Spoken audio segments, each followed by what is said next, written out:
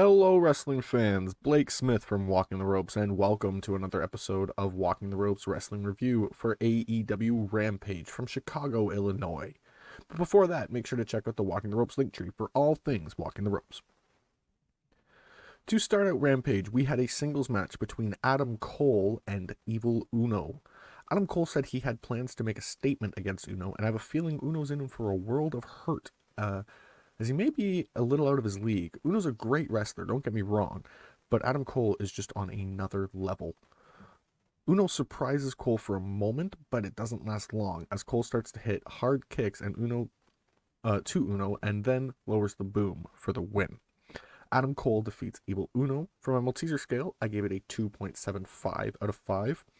It was a good match, but it was a little quick for my opinion but it obviously is to make Cole, he's going for the world title, as we all know.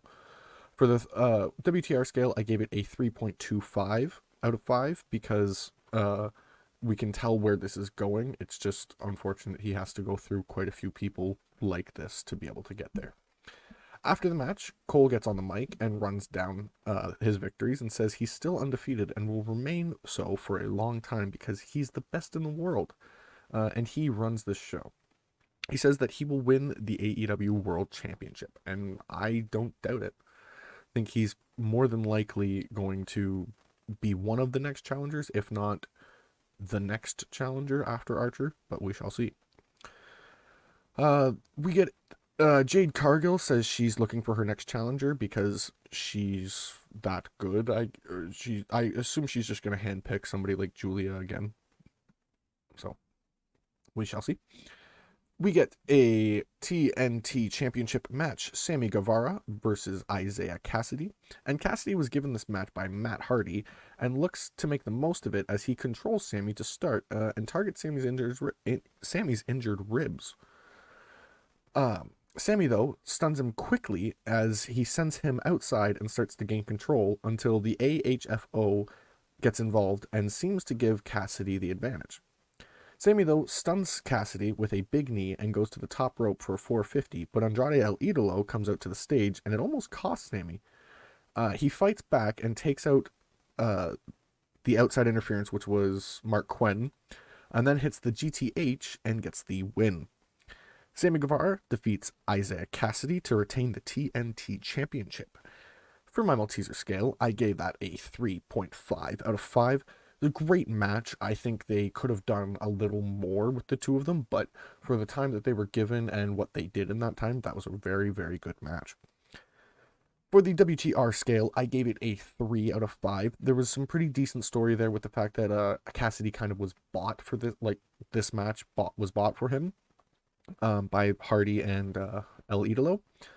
It's an interesting aspect, and I'm looking forward to see where the AHFO is going from here. After the match, they surround Sammy, and Darby Allin comes out to make the save and looks right at the TNT Championship, and looks like Darby might be taking a shot at the title next, which would be very cool because he is the third TNT champion.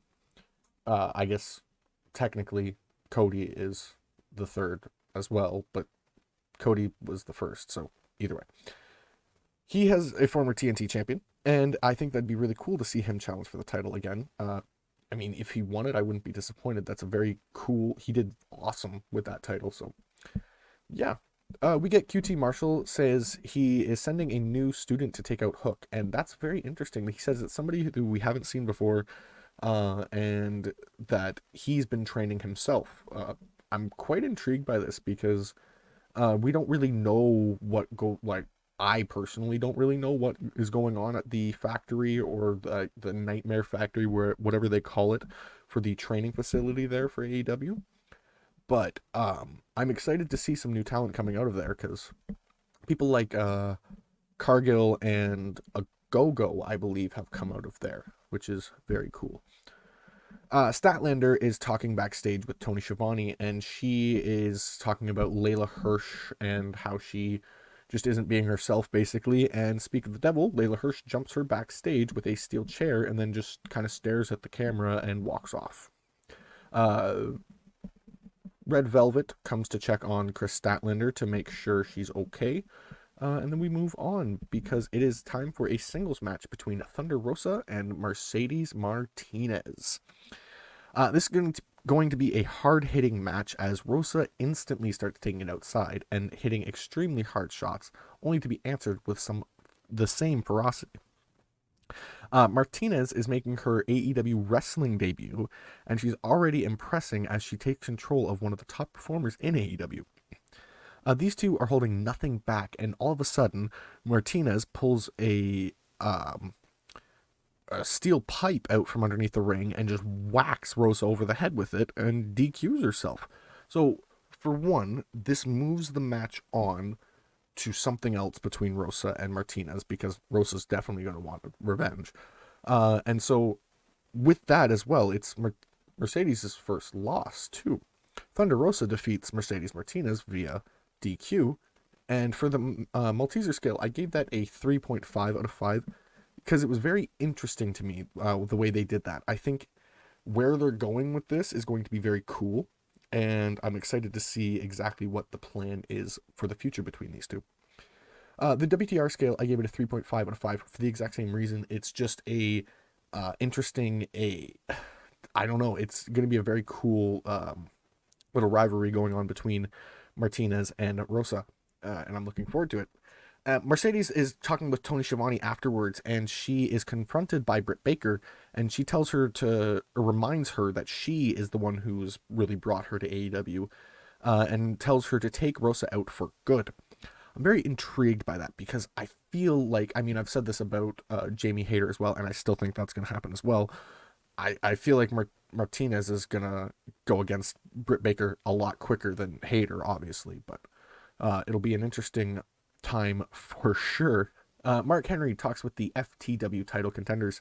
Lethal says he's going to take the title tonight, and Stark says that Lethal has not faced someone like him, and he's cut from a different cloth. We get the FTW Championship match. Ricky Starks defending against Jay Lethal, and I hope I'm wrong, but I assume this match will end with Starks winning regardless of what happens. I've mentioned before that the FTW title is not likely to leave Team Taz, and Taz will do whatever it takes to make sure that title stays with his team tonight. Lethal, though, hopes to prove me and Taz wrong, and that would be awesome because I think it would create a new story for Lethal and Taz to run with for a while. Lethal takes control, and the only reason Starks stops him is because Hobbs gets in Lethal's face, allowing Starks to get a step ahead. Lethal, though, has dealt with the numbers odds before and isn't scared to deal with with two guys at once again. As he fights back against Starks quickly, stopping all of his momentum and looking to finish it now. But Hobbs hops up on the apron, and Lethal quickly drop kicks him off and goes for a dive. But Hobbs seems to kind of strike him with a forearm there. Dante Martin comes out of nowhere and hits a dive off of the ropes, taking out Hobbs, allowing Lethal to get back in the ring. And it looks like he was going to go for the lethal injection, but Ricky Starks flipped him into Rochambeau for the win. It was an absolutely beautiful reversal, and I was impressed the hell out of that. It looks so cool. So Ricky Starks defeats Jay Lethal to retain the FTW Championship. And for my Malteser scale, I gave it a 3.25 out of 5 because it really did surprise me what they did there with that flipping finish at the end. It just looks so cool, and Ricky Starks impressed the hell out of me with that. And for the WTR scale, I gave it a 3.5 out of 5. It was very, very good story-wise because you had Taz on commentary talking about how Lethal better not take the title and whatever. It was very, very well done. And with Dante getting involved as well, that worked really well. For the overall, I gave it a 3.5 out of 5. It was a great show. As much as like we've had better Rampages for sure, this one it felt really, really well booked and just was a good show for sure. For my segment of the night, I gave it to Martinez and Britt butting heads because I see this going somewhere. It looked like Jamie was going to get involved as well, so it looks like this is just going to be a big brouhaha between Britt and all of her girls. For the match of the night, I gave it to the TNT Championship match. They impressed the hell out of me what they did. I loved it. But for the performers of the night, I give it to Starks and Lethal, pretty much basically just for that finish. It was something I didn't expect. I didn't expect Lethal to, or Starks to get a nice reversal like that. That just, it looked so well done. They impressed me so much there. But that is all for this episode of Walking the Ropes Wrestling Review. Thank you all for dropping in. If you enjoyed, make sure to like, subscribe, and hit the bell icon to get notifications whenever we upload a video. And I'll see you in the next one.